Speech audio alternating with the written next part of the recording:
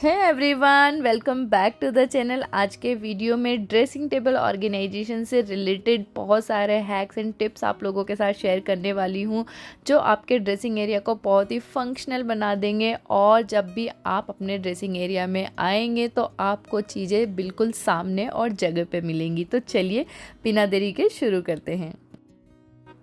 दोस्तों, ये है मेरा ड्रेसिंग टेबल, जो कि काफ़ी ज़्यादा स्पेसियस है। बहुत ज़्यादा चीज़ें आप इसमें ऑर्गेनाइज़ करके रख सकते हो। ये आप इसमें देख ही रहे हो। तो इसमें बहुत सारे सेल्फ्स बने हुए हैं और 2 नीचे ड्रॉर भी बने हुए हैं। तो चलिए इसका ऑर्गेनाइजेशन करते हैं।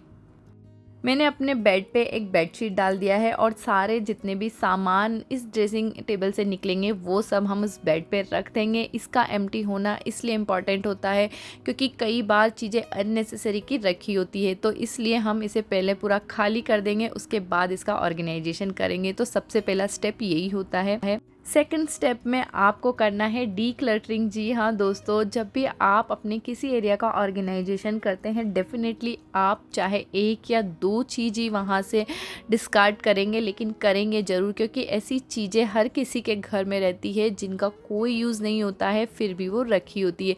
तो डी क्लटरिंग एक बहुत ही बड़ा प्रोसेस है। जब भी आप अपने किसी भी घर के एरिया को ऑर्गेनाइज़ करते हैं, क्लीन करते हैं, तो हमेशा वहाँ पे थोड़े बहुत सामान डिस्कार्ड ज़रूर कीजिए जो अननेसेसरी के हैं। ऑब्वियसली वही चीज़ें आपको हटानी है, और ऐसे सब सामान हर किसी के घर में रहते हैं। तो जब भी कभी आप वार्डरोब को ऑर्गेनाइज़ कर रहे हैं या फिर ड्रेसिंग टेबल को ऑर्गेनाइज़ कर रहे हैं, तो सबसे पहले उन सारी चीज़ों को हटाइए जो वहाँ फालतू का स्पेस लेके बैठे हुए हैं। तो बस डी क्लटरिंग यहाँ पे हो गया है। देन उसके बाद मैंने इसको पूरा एम्प्टी कर दिया है। और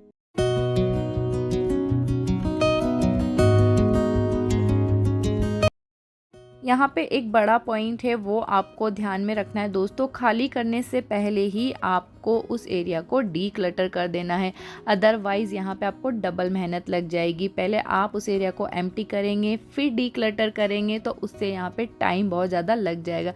तो हमेशा उसे खाली करने से पहले ही डी क्लटर करें। तो डी क्लटरिंग का प्रोसेस भी यहाँ पे कंप्लीट हो गया है। इस एरिया को एम्प्टी भी हमने कर दिया है।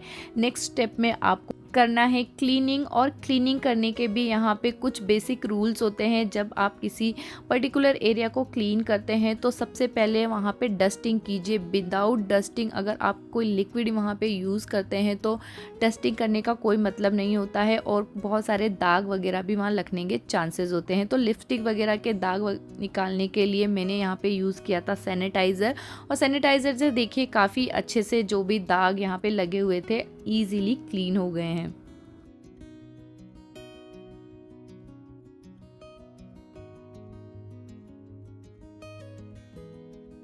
वार्डरोब हो गया या फिर ड्रेसिंग टेबल हो गया या फिर कोई भी सरफेस एरिया हो गया, उसको आपको हमेशा क्लीन वगैरह रखना है। तो आप लाइनर का यूज़ हमेशा कीजिए। नीचे अगर लाइनर लगाएंगे तो जो सेल्फ का सरफेस एरिया है वो गंदा बिल्कुल भी नहीं होगा, और आपके फर्नीचर हमेशा नए बने रहेंगे।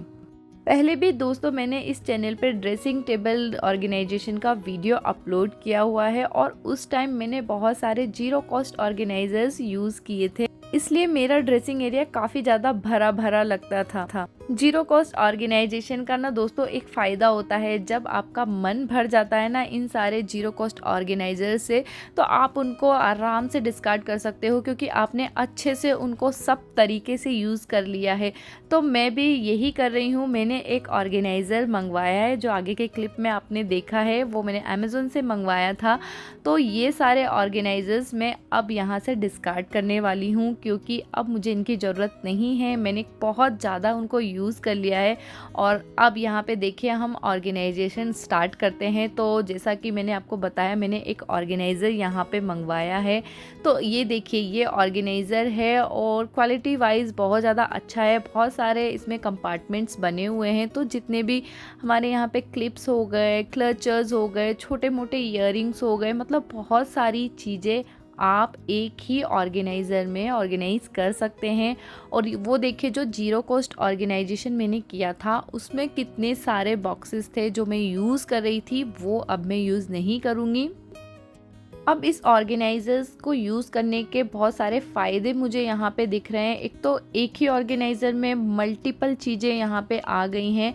सेकंड थिंग, विजिबल है सब कुछ। अब मैं इन्हें अच्छे से यूज़ कर पाऊँगी। जब मैं उन बॉक्सेस में इन सारी चीज़ों को रखती थी, चीज़ें अच्छे से मेंटेन रहती थी, ऑर्गेनाइज रहती थी, लेकिन कहीं ना कहीं मैं उन्हें यूज़ नहीं कर पाती थी क्योंकि टाइम की कमी की वजह से ढूंढना, और अगर चीज़ें सामने होती है ना दोस्तों, तो हम उन्हें बिल्कुल यूज़ कर पाते हैं। ये एक सच में ट्राई एंड टेस्टेड वाली चीज़ है। अगर आप चीज़ों को सामने रखेंगे, चीज़ें अच्छे से यूज़ होंगी। और कुछ इस तरह के अगर ऑर्गेनाइजर्स मार्केट में अवेलेबल, तो डेफिनेटली हमें बाय कर लेने चाहिए।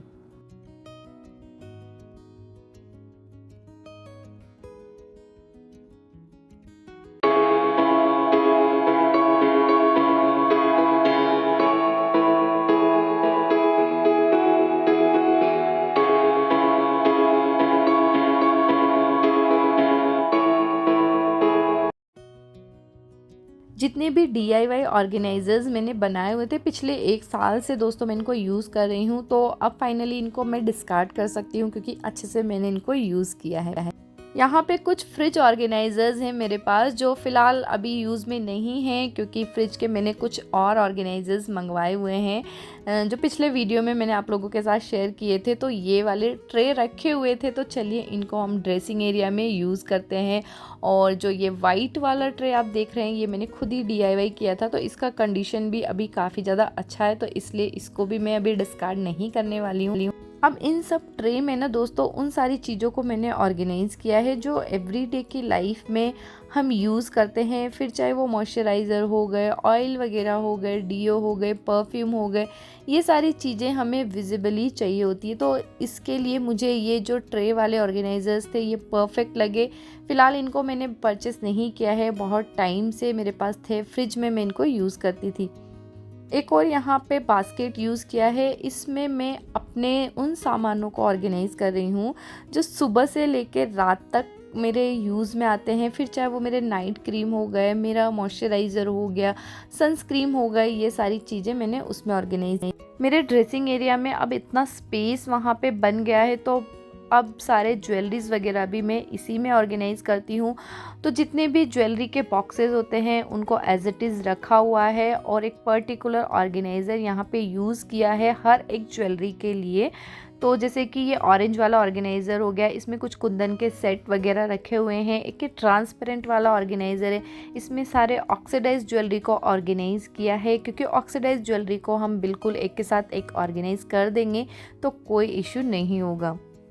एक और यहाँ पे ट्रांसपेरेंट बॉक्स लिया है और उसमें मैंने रखे हैं अपने मेकअप के सामान को, क्योंकि दोस्तों वैसे मैं रेगुलर मेकअप वगैरह नहीं करती हूँ, तो कभी पार्टीज़ वगैरह में जाते हैं तभी मुझे ये सारी चीज़ें लगती है।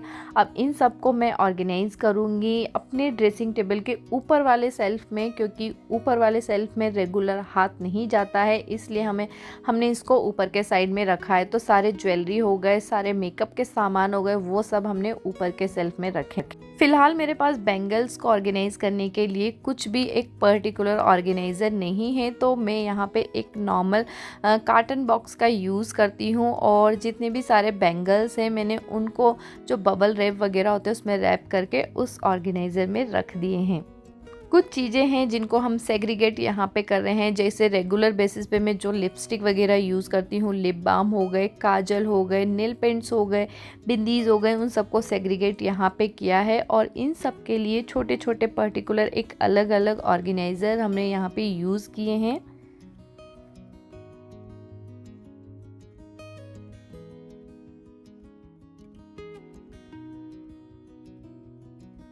बेसिकली ना दोस्तों मैंने इस तरह से ड्रेसिंग टेबल को ऑर्गेनाइज़ किया है जो मुझे एवरीडे की चीज़ें हैं वो इजीली मिल जाए, एफ़र्ट्स थोड़े से कम लगे। जैसे कि ये लिपस्टिक वगैरह हो गई, ये मुझे एवरीडे यूज़ होती है, कुछ काजल वगैरह हो गए। बाकी ये नेल पेंट्स वगैरह मैं बहुत रेयर यूज़ करती हूँ, जब ज़रूरत होती है तभी नेल पेंट्स को हम निकालते हैं, तो उनको कुछ इस तरह के बॉक्स में हम रख सकते हैं।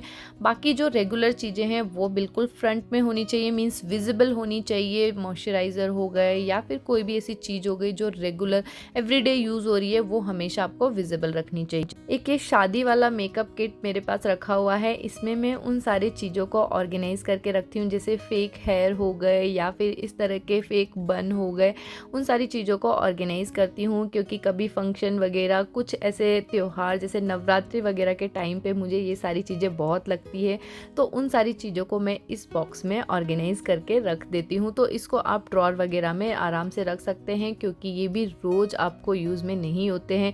कुछ ट्रैवलिंग पाउचेस है, जैसे मेकअप वगैरह के सामान जब हम ट्रैवल वगैरह करते हैं तो उसके लिए एक साथ यहाँ पे ऑर्गेनाइज़ किए हैं। सैनिटरी पैड वगैरह को भी मैं इन्हीं ड्रॉर वगैरह में ऑर्गेनाइज़ करती हूँ।